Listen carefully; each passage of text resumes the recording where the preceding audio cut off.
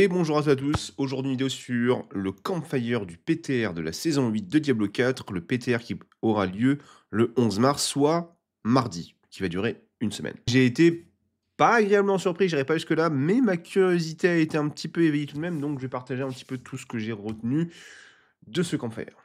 Alors vous me connaissez, je ne vais pas vous lire l'ensemble de l'article What You Need to Know de Blizzard, je ne vais pas vous lire ligne par ligne toutes les lignes de ce patch note, je vous donnerai les liens dans la description dans le premier commentaire.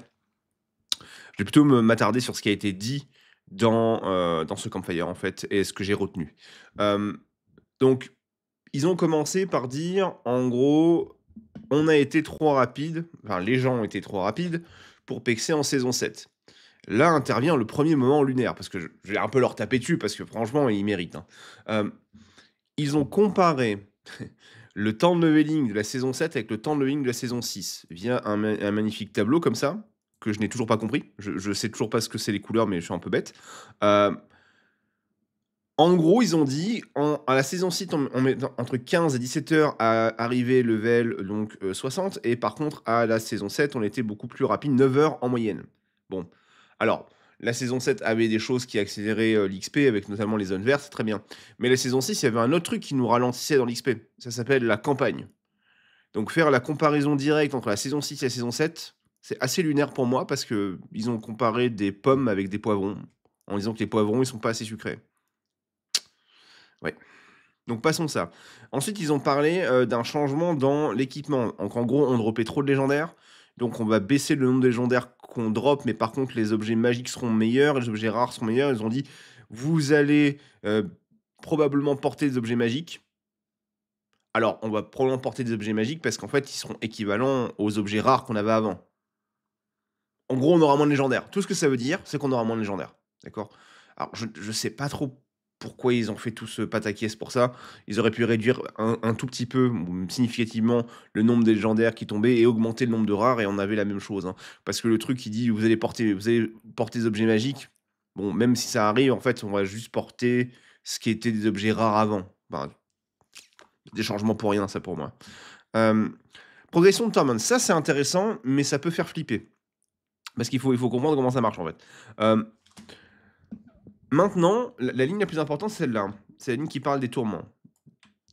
Ça veut dire que chaque niveau de pit, et donc les niveaux qui a mis notre Torment, hein, Torment 1, 2, 3, 4, le pas d'augmentation, il augmente de 20. C'est-à-dire qu'en gros, si avant, il y avait 5 d'écart entre chaque palier de pit, d'accord, entre le T1 et le T2, d'accord, s'il y avait 5, bah maintenant, ça va passer à donc 20 de plus, ça va passer à 6. Alors j'ai fait le calcul vite fait. Sur 100 niveaux de pit, ça fait 1 fois 3. Si on prend le niveau de pit 76, qui est le niveau de pit pour arriver au tourment de 4, c'est 1 fois 2. Donc en gros, moi c'est comme ça que je le comprends, le pit 76, c'est l'équivalent dans les saisons qu'on a faites du pit 90-91, un truc comme ça. Donc le T4, on va le débloquer dans ce qui est actuellement le pit 90-91. Ça, c'est en prenant en compte le 5 par niveau de pit, et je crois que c'est ça le vrai, chiffre. Il faut vérifier. Dans tous les cas, il faut vous attendre à un x2, voire un x3 par rapport à ce que vous avez connu. x2 pour le T4 et x3 pour la difficulté du pit 100. C'est pas anodin, hein. Ça veut dire aussi une chose, c'est que les boss en tourment 4, faut savoir que les boss, c'est le gros de la saison. Les boss en tourment 4, ils ont vraisemblablement au moins x2 en PV. Moi, je le comprends comme ça. Ce qui veut dire aussi que, à mon avis, les boss en T3, ça sera l'équivalent de ce qu'on a nous actuellement en T4, en termes de difficulté slash point de vie slash à quel point les tue vite. D'accord. Alors, ça, évidemment, c'est des choses qu'il faudra tester dans le PTR, ça sert à ça, mais je vous donne ma première estimation. Je dois pas être loin de la vérité en disant ça. Maintenant, le gros de cette saison 8, c'est les boss. Donc, ils ont ajouté 3 nouveaux boss. On a le chien de Mephisto, on a Belial, et je trouve pour une fois l'artwork, le personnage de Belial vraiment horrible, vraiment, c'est moche en fait, je le trouve moche dans le jeu. Le chien est nickel, le chevalier, bon, ça c'est un chevalier, pas de problème, mais je le trouve très très moche, ce Belial, mais soit. Et donc ils ont parlé de ces 3 nouveaux boss, de comment ça allait marcher. Ils ont fait un magnifique tableau comme ça, que je vais afficher comme ça. On voit pas bien malheureusement parce que c'était flou. Même quand j'essaye de zoomer, c'est flou. Alors, les principes. Maintenant, l'air boss, donc les boss, on va pouvoir les summon gratuitement. D'accord? Il y a pas besoin de compos pour les summon. Mais on a besoin de clés pour ouvrir le coffre une fois qu'on les a vaincus. Qu'est-ce que ça veut dire? Ça veut dire que les rotations comme on les a connues n'existent plus. Avant, on venait avec les compos x1, on venait avec 3 autres personnes, chaque personne mettait ses compos les uns après les autres, on faisait 4 boss en tout, donc avec une clé, avec un compo, vous aviez 4 fois les loots, d'accord? Ça faisait un x4, très bien. Maintenant, c'est pas le cas. Maintenant, et ça c'est dans le what you need to know, c'est dans la petite ligne, maintenant, on a 33% de chance d'avoir un loot supplémentaire par joueur dans notre groupe. Donc en gros, si on est 4 dans le groupe, donc si vous avez 3 potes quoi, vous allez avoir un loot supplémentaire. D'accord? Si, les loots sont exactement pareils que, avant, ça donne 3 loots en tourment 1 et tourment 2, 4 loots en tourment 3, 5 loots en tourment 5. Donc vous faites un +1 si jamais vous êtes avec 3 autres personnes. D'accord? Donc ça marche comme ça. Mais ça veut dire aussi que, chaque personne doit venir avec sa propre clé pour avoir accès au loot. C'est-à-dire vous pouvez venir pour aider votre pote, mais vous n'allez pas looter, si vous n'avez pas la clé. D'accord?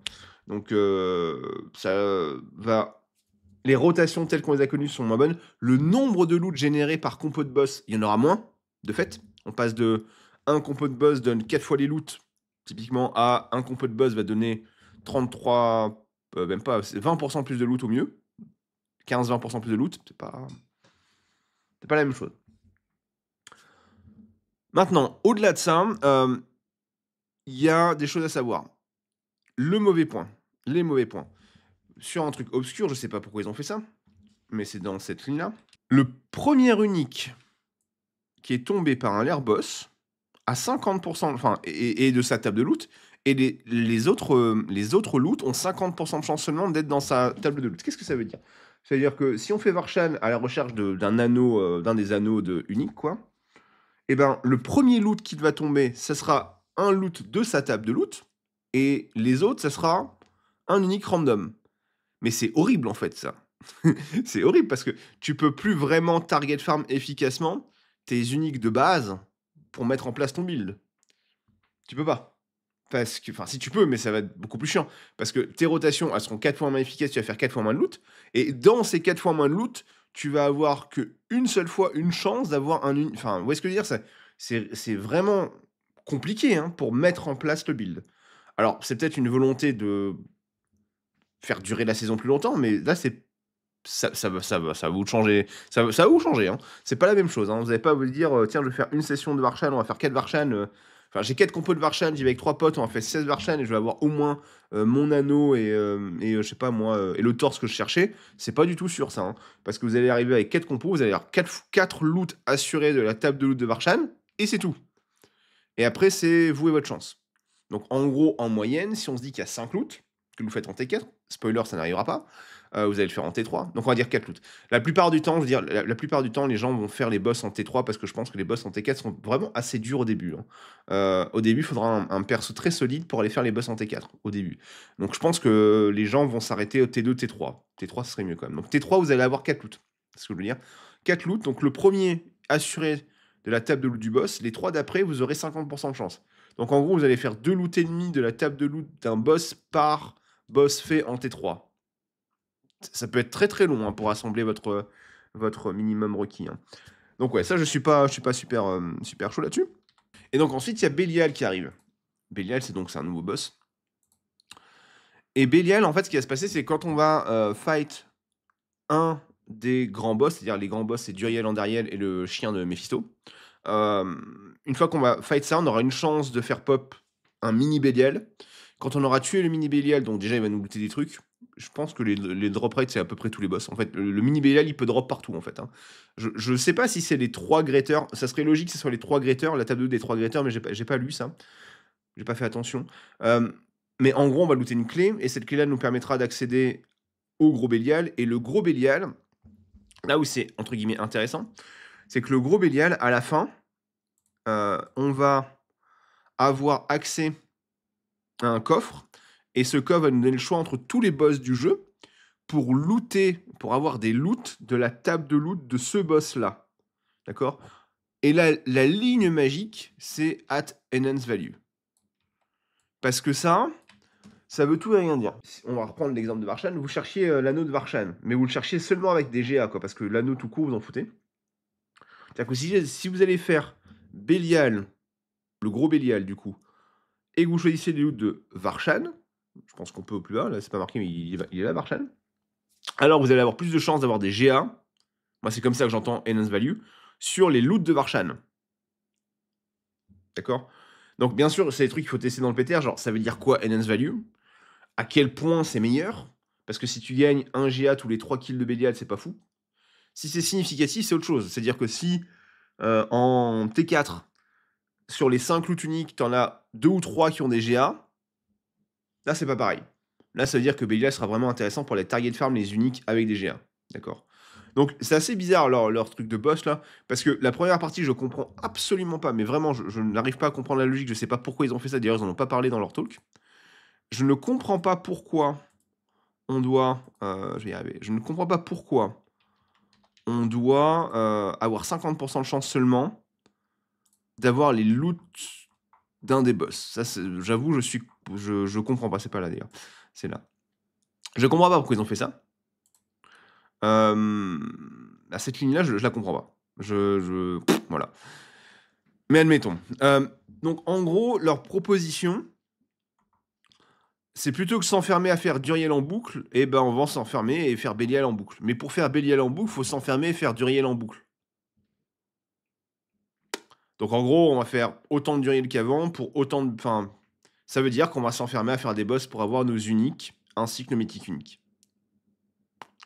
Donc vient le truc intéressant, c'est à quel point la difficulté qui va être augmentée, juste le fait que les points de vie soient x2, je pense qu'ils vont être x2 à peu près, à quel point ça va rendre les boss intéressants. Ils ont parlé brièvement du fait que les boss allaient avoir des nouvelles attaques, mais j'ai envie de te dire, les nouvelles attaques sur les one-shots, on va pas les voir.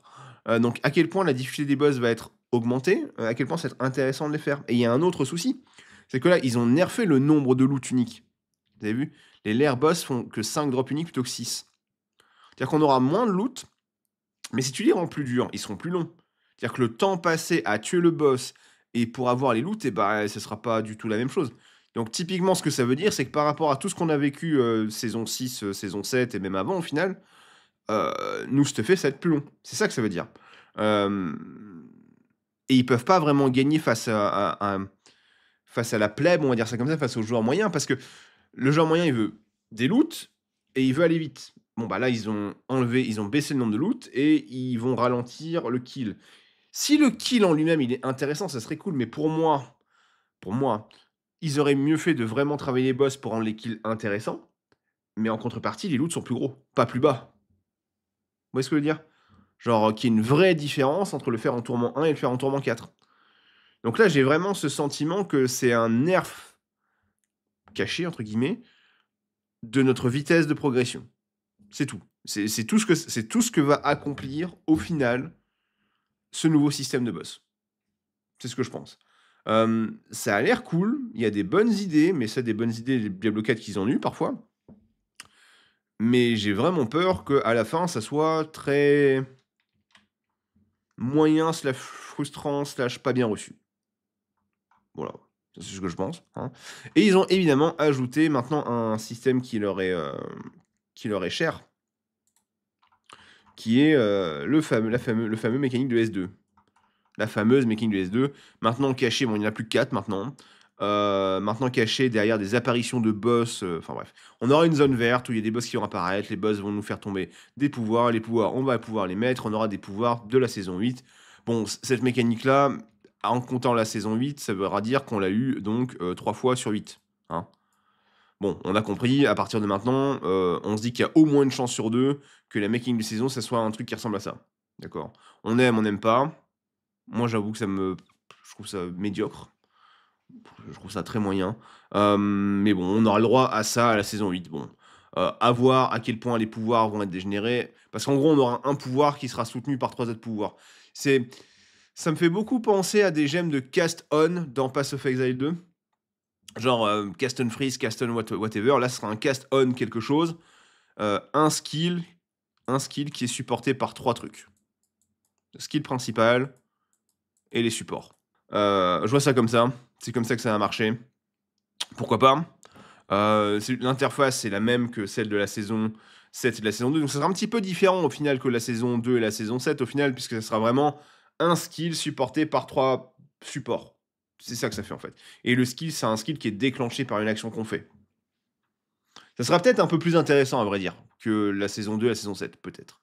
À voir. Dans tous les cas, ça reste assez pauvre, je pense, en système de saison. Alors maintenant, ce que j'en pense. Comme j'ai dit, je pense que ce système de boss, c'est juste... Comme il est fait là, moi, ça me fait juste penser à un moyen de ralentir la progression des joueurs et de les garder plus longtemps sur le jeu. D'accord? Est-ce que ça va être bien perçu? Je pense pas.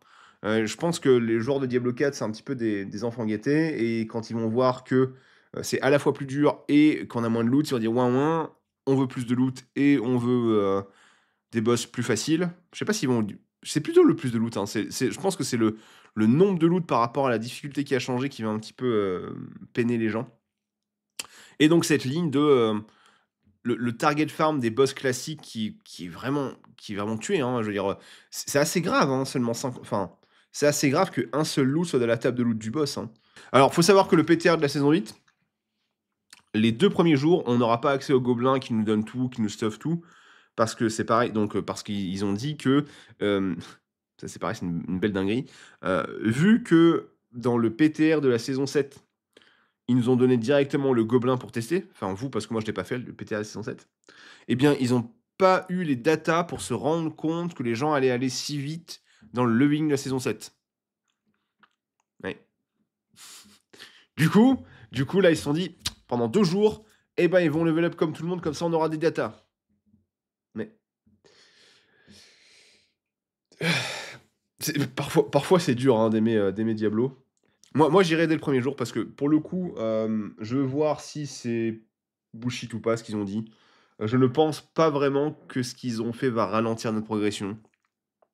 Parce qu'ils avaient l'air de corréler le fait qu'on progressait vite avec notre stuff, avec l'obtention du gear. Moi, je pense pas.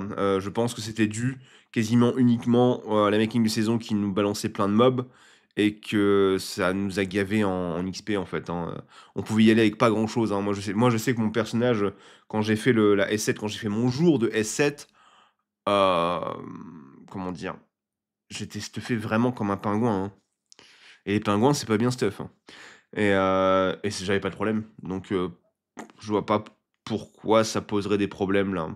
C'est-à-dire que très rapidement, je lootais quasiment plus déjà. Donc ouais, je sais pas. On verra ce que ça donne. Moi, je pense pas que la progression va beaucoup changer avec ça. Ce qui va déterminer si on va plus vite ou pas, c'est simplement le nombre de mobs qu'ils nous envoient à la gueule dans les activités de saison. Donc la question c'est combien de mobs et combien d'XP va nous rapporter chacun des événements qu'on va faire lors de la saison 8. Vous savez, les événements de boss là. C'est tout, hein. C'est la seule chose qui compte au final. Combien d'XP va nous rapporter ça? C'est tout.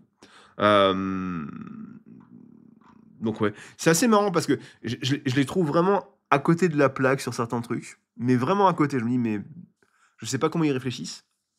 Et à côté de ça, t'as quelques trucs, c'est tiens, ça, c'est une bonne idée. Mais t'es même pas sûr que ce soit volontaire, que ce soit une bonne idée. Enfin, je suis un peu méchant là, mais t'as vraiment l'impression de mecs qui jouent au dé en fait. Hop, on balance un truc et on verra bien s'il y a un truc qui est bien, ce sera cool, sinon bah tant pis, hein. Donc ouais, donc je vais y aller sur le PTR de la saison 8. Donc ça commence le 11 mars, il n'y a pas d'heure, mais c'est du 11 mars au 18 mars. Je vais y aller pour prendre des datas en fait. C'est surtout ce enhance value qui m'intéresse le plus. Parce que ça change tout en fait. Si le enhance value veut pas dire grand chose, n'a pas beaucoup de valeur, alors cette saison elle va être vide. Tout comme la saison 7. Je le dis comme je le pense, ça sera très vide. Si par contre, il y a une vraie différence, il y a une vraie différence à la fois dans les boss, dans comment se comportent les boss, dans à quel point le target farm grâce à l'Uber Belial est bon, ça peut changer un petit peu la dynamique de jeu. Et moi, ça me plairait plus en tout cas, ça c'est sûr. Donc voilà, je vais tester et évidemment aussi cette histoire de progression vers le T4, qui je pense va être différente et plus dure, plus compliquée. Heu, je sais pas si ça va plaire. Parce que là, on revient un peu à ce qu'ils ont dit au début, enfin au début de la saison 6 en disant: «Le T4 doit être un contenu aspirationnel». Là, en l'état, à mon avis, ça on va être plus proche de ce qu'ils veulent. Voilà. Donc on va voir. On va voir déjà un si c'est vraiment ça et de 2 si ça plaît. Pour la deuxième partie, bah, vous allez me le dire dans les commentaires si ça vous plaît l'idée de ça et moi je vous dirai si ça m'a plu après quelques jours sur le PTR.